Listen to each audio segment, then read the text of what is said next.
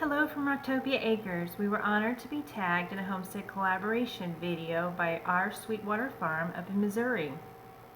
We will be answering 10 questions about our homestead life. Even though my husband is not present for this video, we were able to discuss each question prior and I'll share his answers as well. Let's get started. The first question is, what got you into homesteading? For my husband, he said it was the self-sufficient lifestyle that drew him in. For me, I was pretty much raised that way.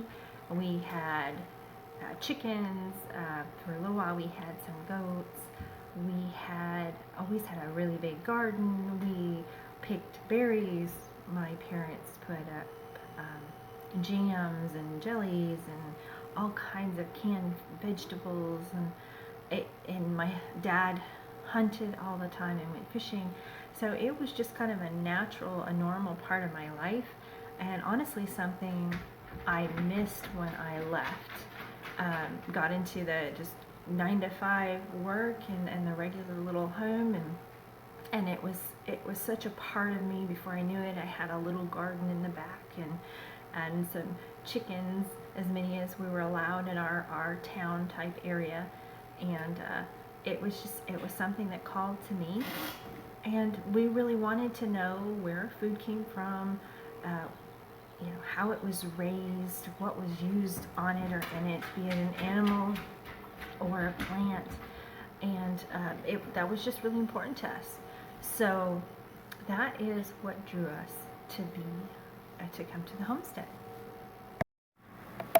Question number 2. What would you like to add to your homestead in 2020? Wow, that's a hard one.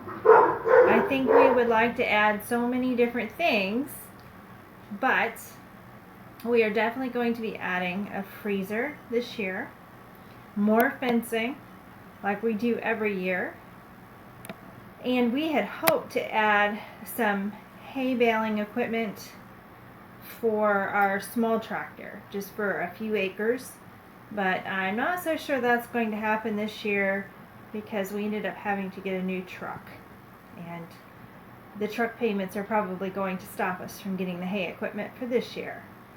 But those are the things that we are thinking about for 2020. Question number 3. What is the most difficult thing you've had to learn? And I would say that would have to relate to our fencing. When we first moved here, we put up welded wire fencing, which always worked well for us in Florida. But we didn't have livestock in Florida. We just had dogs and some chickens. So here, what we have found out is it doesn't take much pressure, especially from cows and horses, to make those welds pop, and then the fence just falls apart. So after all the work and money we put into so much welded wire fencing, we are having to re-fence everything. So that is probably the hardest thing we've had to learn, and we're still paying for it right now.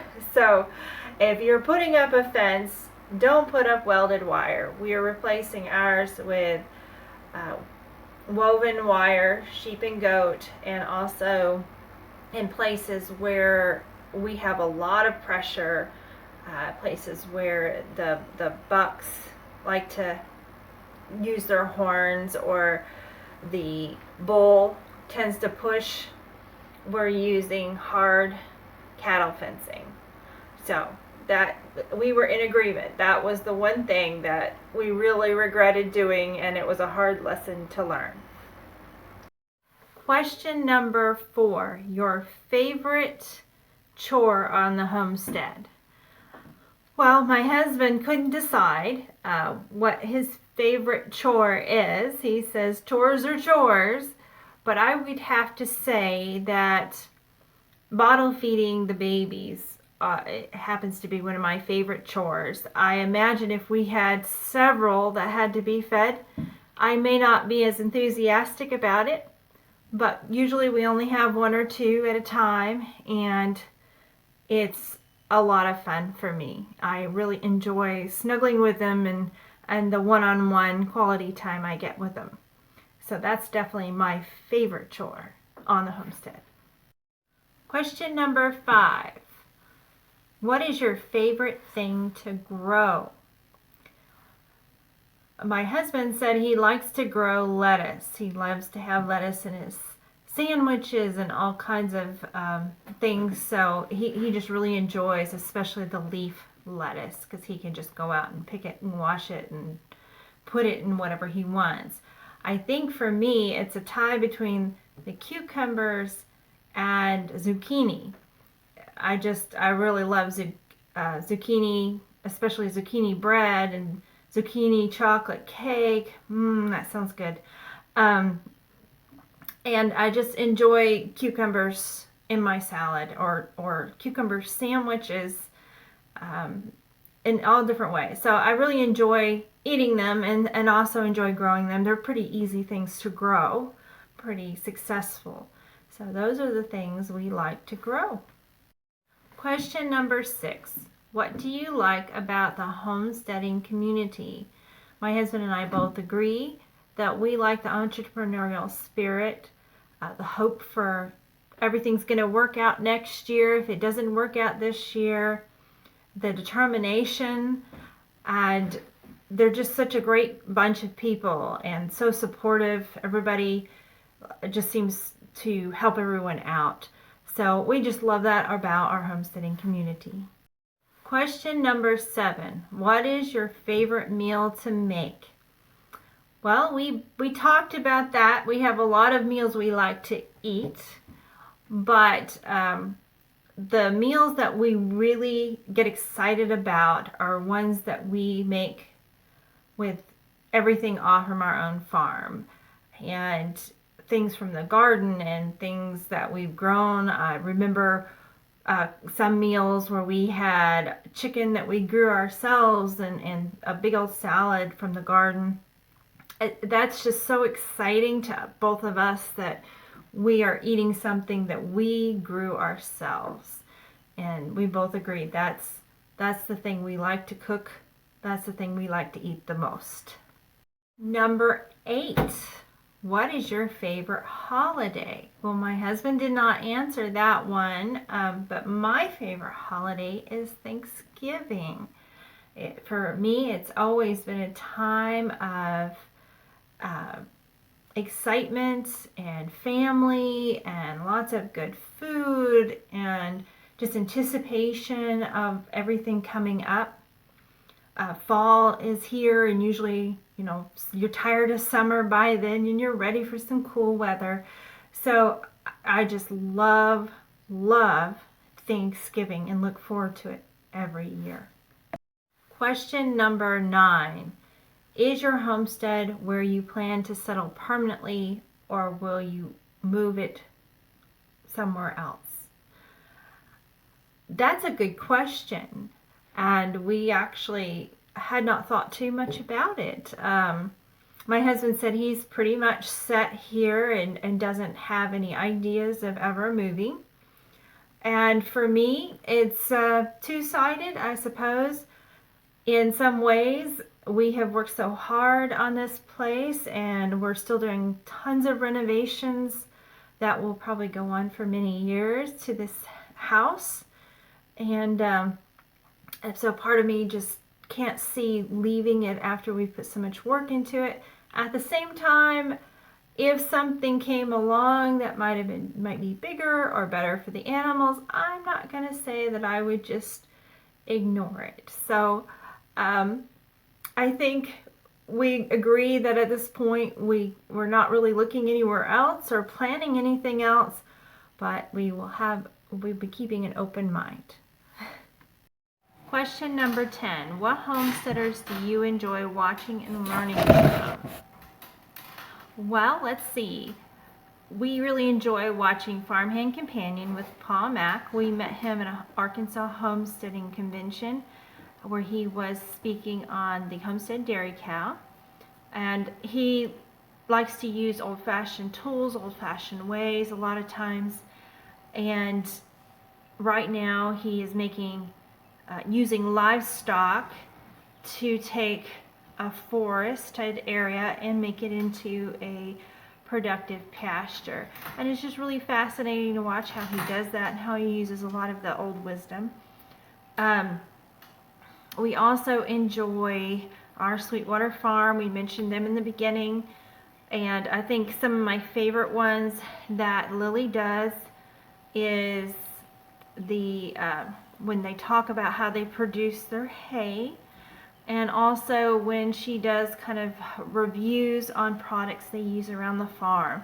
I don't know how many times that has been so helpful to me as I'm trying to make decisions on whether we should get something or not get something. And sometimes I find out about something new I never even thought of. We really enjoy those.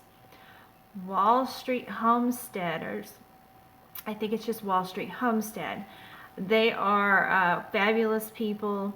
They did a very interesting series on seed catalogs and where they come from and how long they've been around. And we definitely really enjoy watching them. A lot of cooking things on there too. And they have a very small homestead. It's just so fascinating to see them utilize what they have and how they're expanding and growing their little homestead. Haven Heritage Farm, I watch them sometimes. They used to be a dairy with miniature jerseys. I don't believe they're a dairy anymore, but they still have some miniature jerseys, and they do a lot of milking. They have some other animals as well, and I just find a lot of their stuff informational and enjoyable to watch. Old Mountain Goats. They actually don't live very far from us, and I've really enjoyed watching them. They have a lot of things on cooking and canning, and recently they have been building luxury resort style for their dairy goats they're going to be getting, and some chickens. Just really wonderful ideas, and it's been fun watching them build that and put that together. And so I definitely enjoy watching them.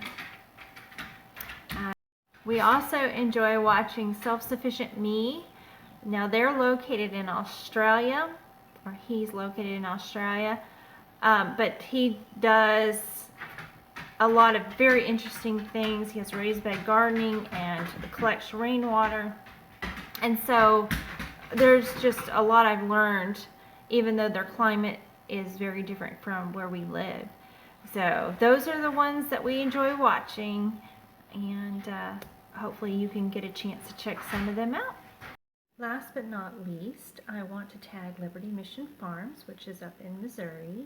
They raise Nigerian dwarfs, wonderful produce, and also make soaps and lotions and wonderful products. So I will go ahead and add their link to their YouTube channel and also their website, and definitely go check them out. And you may have noticed that this was pieced together in different rooms, and the reason is that I had to do it in the evening. I was having trouble getting it done during the day, and unfortunately we have a bit of a lighting problem in here as we're redoing our ceilings. This is a big renovation project here, this wonderful farmhouse. So I pieced it together, and I know it's a bit dark, but I hope you still enjoy it, and thank you so much for allowing me to take part. You guys all have a wonderful day.